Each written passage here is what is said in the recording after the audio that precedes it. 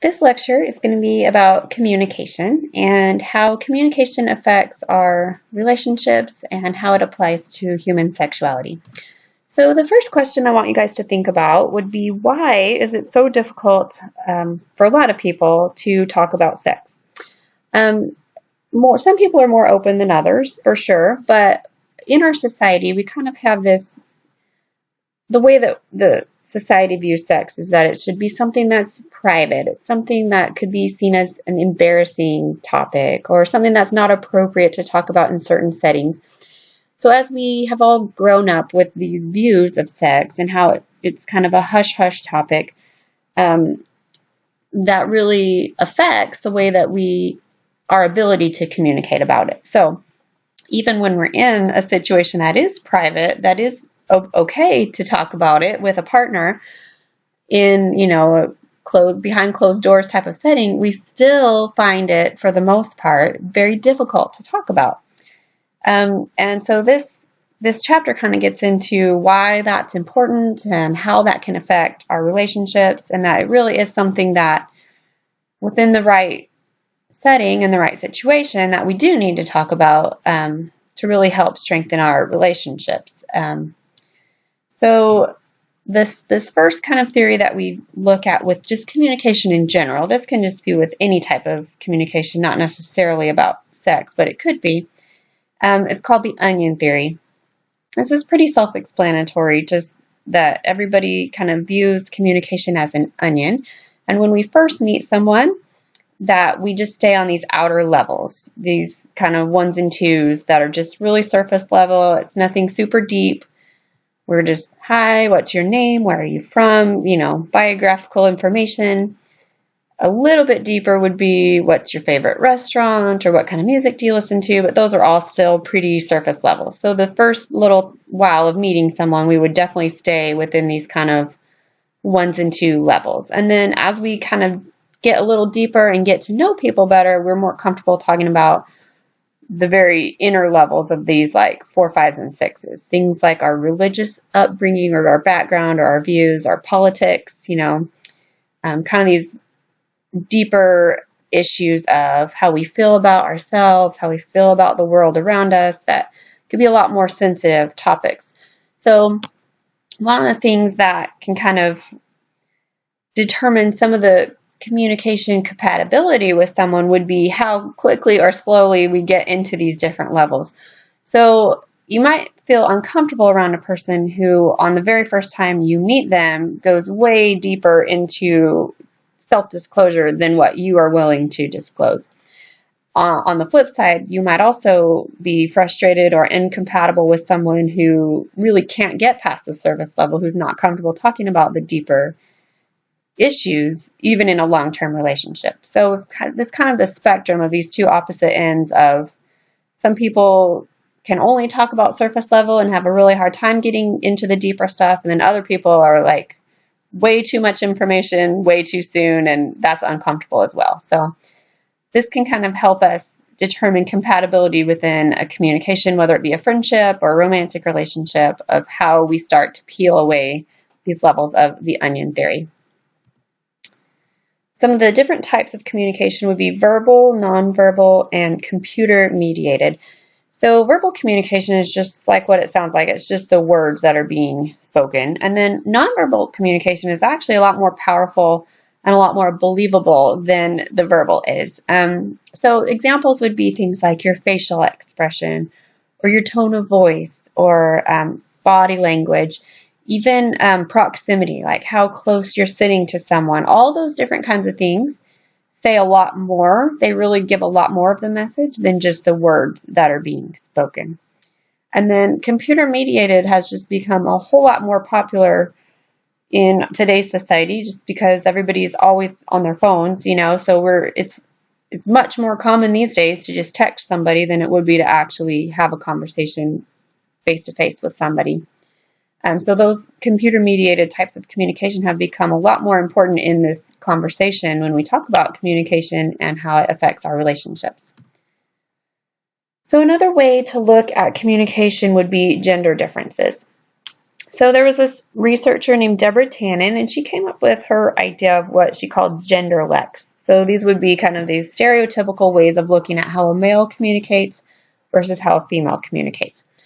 So this research is starting to become a little bit outdated because in today's society, gender has just recently, become a lot more fluid, and we're going to talk about these kind of gender issues in this next unit a little bit more.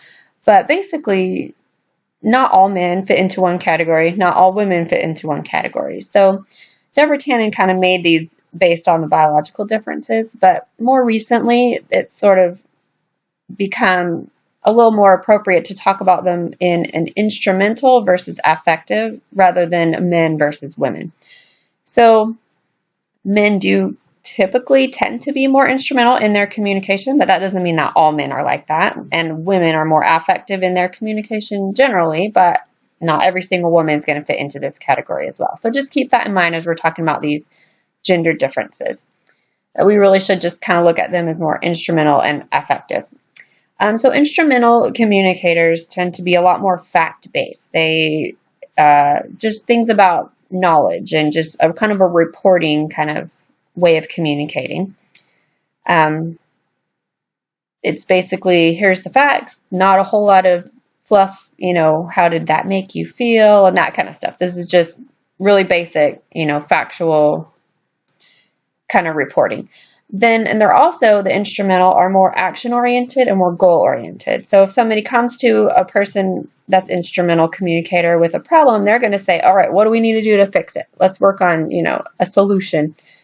Instead of asking, well, how did that make you feel? And, the relationship kind of things that go along with that. They're much more just goal and action-oriented. They're a lot more competitive in their communication styles. So this would be kind of like the trying to one-up each other when they're telling a story or whatever. It's then, oh, well, mine, I have an even better story to top yours. And instrumental communicators tend to be a lot more assertive in their communication styles. Then when we look at the affective communicators, they focus a lot more on the emotion. So while they're reporting facts and knowledge, they're also talking about how if it was a happy situation or they were really sad or that made them really excited. And they like to focus a lot more on the relationship than just based on the facts. So what does that mean? The overthinker, the typical, well, does that mean that this person is interested romantically? And this whole idea of like, how does that relate on a relationship level? And then these next four, tag questions, disclaimers, question statements, and hedge words, are part of the Deborah Tannen research. These are the things that Deborah Tannen came up with as part of her genderlect. So affective communicators tend to soften their communication. So they're not as assertive as the instrumental. So in order to do that, they have these different communication techniques that they typically use. So a tag question would be to say something on the end of your statement to kind of soften it. So let's use the example of the temperature in the room. So an effective communicator will come in and say, "Ooh, it's cold in here, isn't it?" And they put that little question on the end to kind of say, well, this is what I think, but what do you think? Whereas an instrumental communicator would just say, it's cold in here, period. And, that's because they're more assertive. They're just telling you how they feel. Whereas the tag question kind of leads it to, well, what do you think? Then the disclaimer is kind of the same thing. It really just softens what you're about to say. So I could be wrong. So you want to tell someone how you feel, but you kind of put this disclaimer on the front of it that makes it a little less assertive. Effective communicators, this isn't effective, just so you're clear, it's affective. So the affect is like the emotion behind it. So it's not that these are more effective or the others are less effective, it's affect. Okay, so anyway, more questions. They ask more questions rather than just stating all these facts. They ask questions to go along with it. And then hedge words, again, are these softeners that are, well, sort of, maybe, kind of, that just kind of soften whatever you're trying to say. And then the last one is that affective communicators tend to use a lot more emoticons when they're using the computer-based communication style.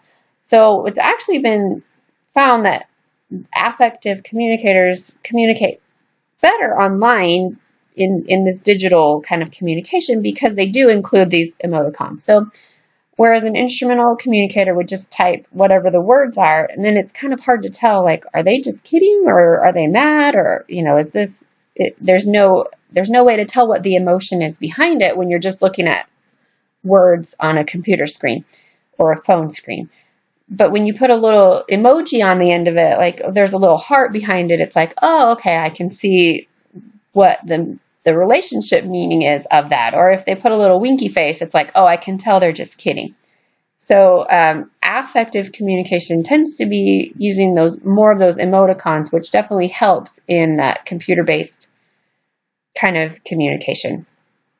So I'm going to show you a video clip from the TV show Friends, which kind of goes into these gender differences a little bit. Ross kissed me. No! Oh my God! Oh my God! Oh my God! It's unbelievable. Oh my God! Oh my God! Oh my God! Okay, all right, we want to hear everything. Monica, get the wine and unplug the phone. Okay. Rachel, does this end well or do we need to get tissues? Oh, it ended very well. Oh, do not start without me! Do not start without me! All right, let's hear about the kiss. Was it like a soft brush against your lips, or was it like a, I gotta have you now kind of thing? Well, at first it was really intense, and then, oh God, and then we just sort of sunk into it. Oh, so, okay, was he holding you, or was his hands like on your back? And, No, actually, first they started out on my waist, and then they slid up, and then they were in my hair. Oh. And then I kissed her. Tongue? Yeah. Cool.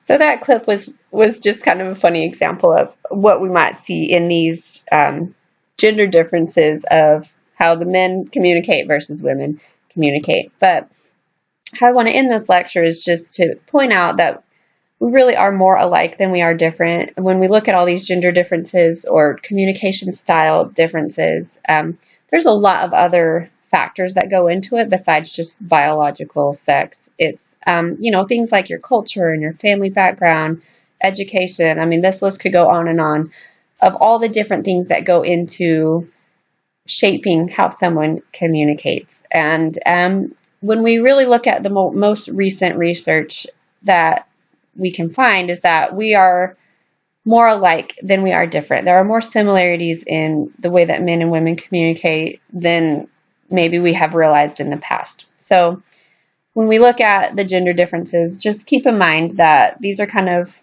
generalizations and not necessarily the way that every man or every woman will communicate, and that there really are a lot of similarities when it comes to how men and women communicate.